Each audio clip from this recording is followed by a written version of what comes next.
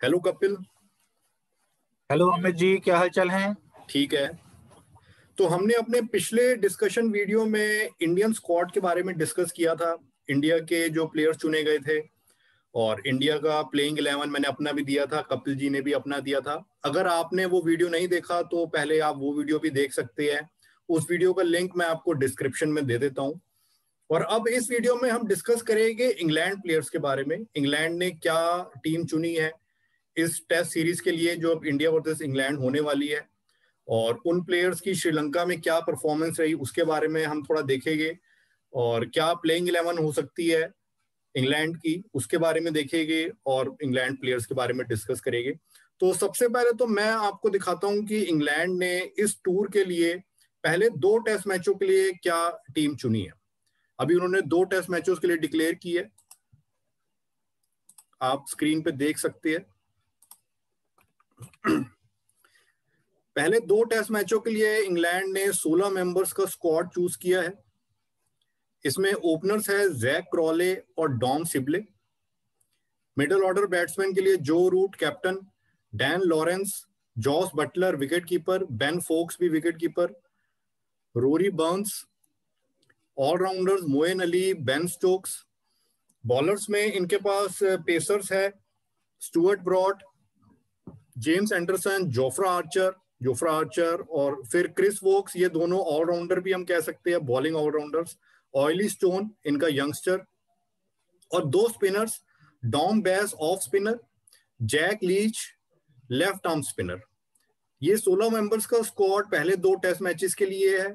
और इनमें से जॉस बटलर पहला टेस्ट मैच खेल के वापस आ जाएंगे इंग्लैंड, और फिर 2 टेस्ट मैचेस के बाद तीसरे और चौथे टेस्ट मैच के लिए 3 प्लेयर्स इंग्लैंड के स्क्वाड में ऐड हो जाएंगे, मार्क वुड, जॉनी बेयरस्टो और सैम करन। सो ये इनका स्क्वाड का है डिटेल्स इस टेस्ट सीरीज के लिए। और अब हम देखते हैं कि जो श्रीलंका में टेस्ट सीरीज हुई थी अभी, तो वहां इंग्लैंड ने 2-0 से श्रीलंका को हराया है। तो वहां पे इंग्लैंड प्लेयर्स की क्या परफॉर्मेंस रही है।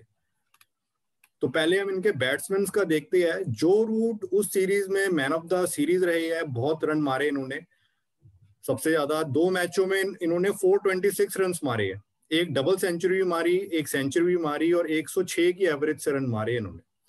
और बटलर भी अच्छा खेले 2 मैचों में, जैसे आप स्क्रीन पे देख सकते हैं, 131 run at average of 65.5, 1 half century. Bairstow भी अच्छा खेले, इनके अनदर विकेट कीपर बैट्समैन, 46 की एवरेज से मारे इन्होंने 139 रन। इसके बाद लॉरेंस इनके एक ओपनर थोड़ा ठीक ठीक खेले, 99 run in 4 innings at 33 average. पर इसके अलावा इनके बैट्समैन इतने सफल नहीं रहे, जैसे आप देख सकते हैं सिबली, क्रॉली इनका ओपनर। तो इनके ओपनर्स थोड़ा सा वीक रहे हैं। और फिर इनका हम बॉलिंग देखें तो बॉलर्स ने काफी ने अच्छा परफॉर्म किया है। जेम्स एंडरसन ने एक ही मैच खेला, क्योंकि ये ब्रॉड और एंडरसन को रोटेट करते हैं, दोनों को एक मैच में नहीं खिलाते। 6 विकेटें ली at average of 7.66, 15 wicket haul, best bowling 6 for 46। जो रूट ने भी 2 मैचों में 2 विकेटें ली और कोई रन ही नहीं दिया इन्होंने, 9.5 की एवरेज। ब्रॉड ने एक मैच में 3 विकेट ली, 11.33 की एवरेज। डॉम बेस इनका ऑफ स्पिनर है, उसने दोनों मैच खेले, 12 विकेट्स ली एट एवरेज ऑफ 21.25।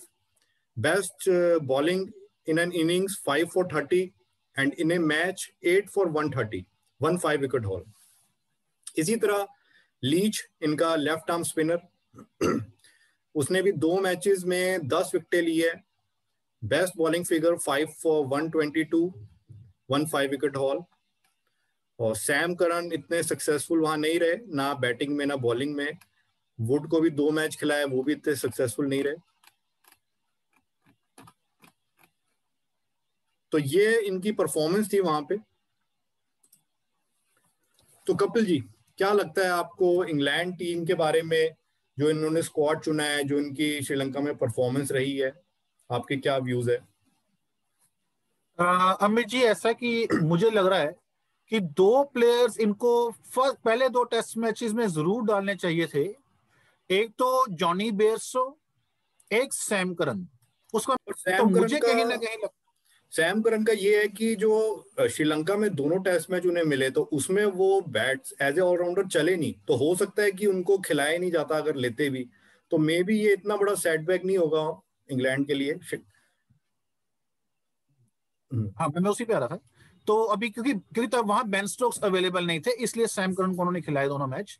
अब बेन स्टोक्स वापस आ गए हैं और ऑब्वियसली बेन स्टोक्स तो वर्ल्ड के बेस्ट ऑलराउंडर है इस टाइम, इसमें कोई दो राय ही नहीं है कि दुनिया के बेहतरीन ऑलराउंडर हैं बेन स्टोक्स, तो वो तो सीधा सीधा टीम में आ जाएंगे पहले मैच में। तो अभी स्टार्टिंग से अगर देखें हम ऊपर से, आपने जैसे स्टैटिस्टिक्स दिखा रहे थे इनके बैट्समैन की जो श्रीलंका में परफॉर्मेंस हुई है, क्योंकि हम मान के चलते हैं कि श्रीलंका का ट्रैक और जो चेपॉक का ट्रैक होगा चेन्नई का ऑलमोस्ट सिमिलर है, ज्यादा डिफरेंस नहीं है। तो उसमें अब देखो आप, जो रूट तभी हम उन्हें फैब फोर में गिनते हैं, फेबुलस फोर में उनकी इतनी एवरेज 106 की एवरेज रही, एक डबल 100, एक 100, और कभी भी कहीं भी लगा ही नहीं कि वो आउट होंगे। इनफैक्ट वो रन आउट हुए, मुझे लगता है अगर वो रन आउट ना होते तो उन्होंने तो और खींच देना था स्कोर। तो इतने कभी तो आउट हो गया, वो 100 की एवरेज से रन मारे हैं तो थक भी जाते हैं। तो कॉम्पैक्ट, बिल्कुल कॉम्पैक्ट प्लेयर हैं, बहुत ही कम प्लेयर्स हैं, इंग्लिशमैन हैं जो इंडिया में और सब कॉन्टिनेंट में इतना बेहतरीन खेलते हैं कि उनके लगता डिफेंस बड़ा सॉलिड है, स्पिनर्स के अगेंस्ट वो फीट यूज करते हैं, आगे बढ़ते हैं, बहुत अच्छा खेलते हैं, और उनके सॉफ्ट हैंड्स हैं जो कहते हैं मैनूवर करते हैं बॉल वो हर तरफ। तो ऐसा प्लेयर है जो शांत नहीं रहता, अगर चौके ना आए तो इक्के दुक्के लेता रहेगा और स्कोर बोर्ड को टिक करता रहेगा। बात अमित जी मेरे लिए ये है कि Jasprit Bumrah Indian home soil पे पहला टेस्ट मैच खेलेंगे अपना। बड़ा अजीब सी बात है, सारे टेस्ट मैच उन्होंने अभी तक आउटसाइड इंडिया खेले हैं और पहली बार वो इंडिया में टेस्ट मैच खेलेंगे जसप्रीत बुमराह, जो कि हैरानी वाली बात है, मुझे अभी आपसे पता लगी। हाँ, मैं वही कह रहा हूँ, ये मैं देख रहा था तो मुझे लिए भी थोड़ी, जब मैंने उसे थोड़ी इसमें की सर्च की तो मुझे पता लगा कि जसप्रीत बुमराह का ये first test match at home है। लेकिन अच्छा, जिस तरह की वो स्मार्ट बॉलर है, एक बात है कि मैं आपको स्क्रीन पे भी दिखाता हूं कि कुछ इंपॉर्टेंट प्लेयर्स थे इंग्लैंड के जो श्रीलंका के खिलाफ नहीं खेले थे और वो अब खेलेंगे, जैसे Ben Stokes, Jofra Archer, Moeen Ali और क्रिस वोक्स। ये चारों प्लेयर्स श्रीलंका सीरीज में नहीं खेले थे बट अब इंडिया सीरीज में अवेलेबल है, तो इससे कहीं ना कहीं इंग्लैंड की टीम भी और स्ट्रांग हुई है, उनकी बैटिंग भी स्ट्रांग हुई है और बॉलिंग भी। ठीक है, देखिए हम एक, हाँ, बेन स्टोक्स जो उन्होंने रिसेंट आईपीएल खेला है और जिस तरह से जब से राजस्थान रॉयल्स ने उन्हें ओपन करवाना स्टार्ट किया खासकर, और जिस तरह के वो प्लेयर हैं, मतलब वो ऐसे प्लेयर हैं जैसे हमारे ऋषभ पंत हैं, एक ही सेशन में वो टेस्ट मैच की सूरत हाल बदल सकते हैं। मैं तो बेन स्टोक्स को ऋषभ पंत से ऊपर रेट करूंगा। ठीक है, ठीक है, वो उन्होंने जो रिसेंट अभी पहले दिखाया भी है, बट मैं इम्पैक्ट की बात कर रहा हूं। उस तरह से जो इम्पैक्ट है वो इम्पैक्टफुल प्लेयर है बेन स्टोक्स, उसमें कोई दो राय नहीं है, और बॉलिंग भी करते हैं और बॉलिंग भी इतनी उनकी मतलब बुरी नहीं है, अच्छी टाइट लाइन से करते हैं। अगर विकेट नहीं भी लेंगे तो बांध के रख सकते हैं वो बॉलर्स को, बैट्समैन को, ताकि दूसरे एंड से प्रेशर बना रहे। बट मेन खतरा तो उनकी बैटिंग से ही मेन खतरा है इंडिया को। हाँ, क्योंकि उनका जो एक्स फैक्टर है वो डरते नहीं है कि कोई भी अगर टारगेट चेस करना है तो जब तक बेन स्टोक्स को आउट नहीं किया एक खतरा बना रहेगा। मैं उसी पे आ रहा हूँ, मैं वही देख रहा था सारा। रवि के बाद अगर हम इंग्लैंड टीम की बात करें तो आपके अकॉर्डिंग इंग्लैंड टीम की क्या स्ट्रेंथ है और क्या वीकनेस है, जो उनका स्क्वाड है, उनकी लाइनअप जो रहेगी? देखो, सबसे पहले तो बॉलिंग, उनका बॉलिंग यूनिट बहुत ही इस्टेब्लिश्ड हो चुका है और एक यूनिट है जो एक्सपीरियंस हो चुका है। जोफ्रा आर्चर, अगर स्टुअर्ट ब्रॉड खेलते हैं या एंडरसन खेलते हैं, दोनों ही इस टाइम वर्ल्ड के पेस अटैक देखे तो अगर हमारा अच्छा है तो उनका भी हमसे कम नहीं है। बिल्कुल वहीं पे आ रहा हूँ, वही बात कर रहा हूँ मैं ना, कि Jofra Archer no doubt about it, pace लगाते हैं, बाउंसर भी लगाते हैं सरप्राइजिंग, और बाउंसर जो वो लगाते हैं वो ऐसा बाउंसर नहीं होता जो वेस्ट कर देते हैं, सर के ऊपर से निकल गया या डक कर जाओ, वो एकदम से बाउंसर मारते हैं, वो आपको बाउंसर खेलना ही पड़ेगा। तो उनका वो बाउंसर बहुत उनका कारगर साबित होता है।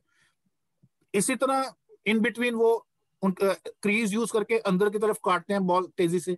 तो जोफ्रा आर्चर मैं काफी देख रहा हूँ, उनको मैं देखना चाहता हूँ इंडियन सब कॉन्टिनेंट में कैसी बॉलिंग करते हैं, खासकर टेस्ट मैचेस में। फिर उसके बाद स्टुअर्ट ब्रॉड या एंडरसन, दोनों में से जो भी एक खेलता है, दोनों ही एक्सपीरियंस बॉलर्स हैं। और अब वो सिर्फ टेस्ट क्रिकेट ही खेलते हैं, वनडे T20 नहीं खेलते, तो बिल्कुल फ्रेश रहते हैं वो टेस्ट क्रिकेट के लिए। और उनकी line and length test cricket के लिए ही बनी है, ऐसा लगता है। पेशेंस के टेस्ट करते हैं, corridor of uncertainty, just on and around off stump, तो वो बहुत कंसिस्टेंट बॉलर्स हैं। और इसके अलावा क्रिस वोक्स भी अच्छे बॉलर हैं, या मार्क वुड। क्रिस वोक्स ज्यादा बेहतर बॉलर हैं और बैटिंग भी कर लेते हैं। मैंने उन्हें इंग्लैंड में देखा है, जो पाकिस्तान के अगेंस्ट सीरीज थी, उसमें उन्होंने नीचे आके बैटिंग से भी अच्छे रन बनाए जहां जरूरत थी।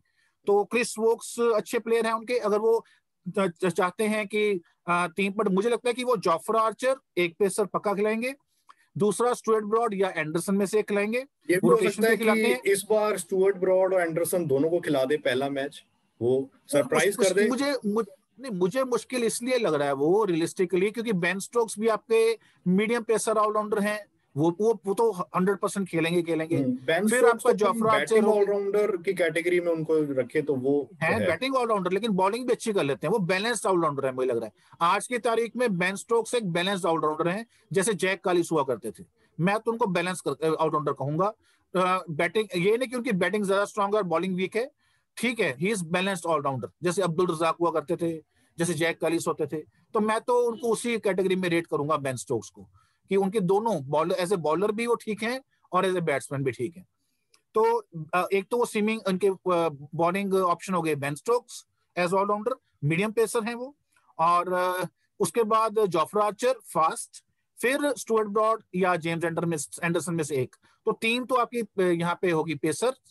एक आपका यहाँ दो स्पिनर्स वो खिलाएंगे, एक तो टॉम बेस, जो अभी डॉम बेस खेले हैं इधर श्रीलंका में, ऑफ स्पिनर है, राइट आर्म ऑफ स्पिनर।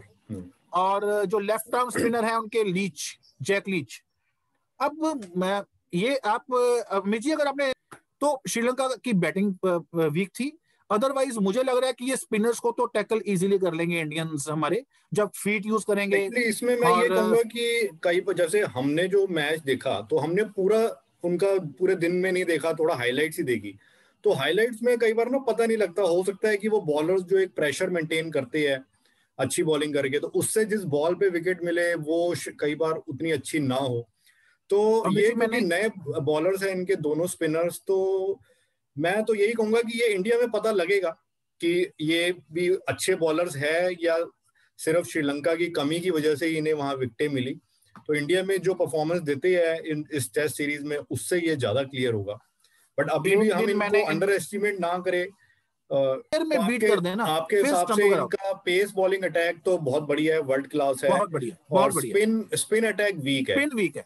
और इनके जो बैटिंग लाइनअप है, बैटिंग लाइनअप में बताता हूँ, बैटिंग में ये दो प्लेयर्स पे ज्यादा हाईली डिपेंड करेंगे। अगर वो दो कंसिस्टेंट रहे तो उनके इर्द गिर्द बाकी भी 30-40 रन अगर कर दें तो इनकी बैटिंग चलेगी। वो दो प्लेयर में से इनका फलक्रम तो वही है, जो रूट बेहतरीन बल्लेबाज हैं। और मतलब जो जितनी तारीफ मैं करूं उनकी उतनी कम है। मैंने उनकी तीनों इनिंग्स देखी हैं मेन श्रीलंका में, दोनों टेस्ट मैच में जो खेली है उन्होंने।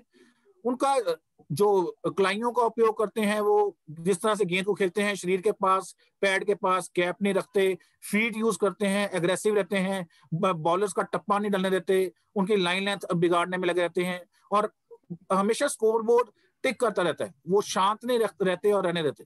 तो जो रूट का मेन विकेट होने वाला है, जैसे स्टीव स्मिथ का था प्राइस विकेट ऑस्ट्रेलिया में, यहां है जो रूट का प्राइस विकेट। एक तो बैट्समैन ये हैं जो तंग करेंगे, जो मुझे लग रहा है इंडिया को अगर करेंगे तो, क्योंकि ये दूसरी बात इनकी प्रॉब्लम यह है कि जब 100 करते हैं ना तो फ्रेश गार्ड लेते हैं ये, कि मैं 0 से दोबारा शुरू कर रहा हूं। तो ये वो हैं भूखे बल्लेबाज जो 100 से नहीं इनका पेट भरता, लेकिन मैं बड़ा लंबा 100 करूं, 150, 200, इस तरह के बल्लेबाज हैं ये। और दूसरे इनके बल्लेबाज जिन्होंने मुझे डिसअपॉइंट किया, लेकिन मुझे उम्मीदें बहुत थी उनसे, जैक क्रॉली को मैंने देखा श्रीलंका में तो खास बिल्कुल नहीं चले। हाँ, लेकिन वो बैट्समैन अच्छे हैं, इतने बुरे बैट्समैन नहीं है। मैंने उन्हें इंग्लैंड में देखा था खेलते हुए पाकिस्तान के अगेंस्ट, उन्होंने बड़ा जबरदस्त जो डबल 100 मारा था, जिसमें उनकी पार्टनरशिप लगी थी 5 विकेट आउट होने के बाद जॉस बटलर के साथ, वो मैच विनिंग पार्टनरशिप साबित हुई। तो जैक क्रॉली से मुझे उम्मीदें हैं, जॉस बटलर पहला मैच खेल के चले जाएंगे वापस, तो जॉनी बेस्टो आ जाएंगे। जॉस बटलर फिर वही है, तेज खेलते हैं, एग्रेसिव हैं, हाँ अनप्रेडिक्टेबल। चल जाएं जिस दिन उनका दिन है तो एक सेशन में भी 50 कर देंगे, आउट हो जाए तो जल्दी आउट हो जाए। वो टेक्निकली जो सबसे साउंड बैट्समैन है जो रूट है, उनके इर्द गिर्द पूरी इनकी बल्लेबाजी ने रोटेट होना है या रिवॉल्व होना है। तो फलक्रम जो रूट होने वाले हैं, एक एंड पकड़ के रखेंगे, दूसरे एंड पे प्लेयर्स को आके चिप इन करना है। तो मोइन अली एक्सपीरियंस है लेकिन आउट ऑफ फॉर्म है, उनका मुझे ये कि है experience but out of form चल रहे हैं मोइन अली।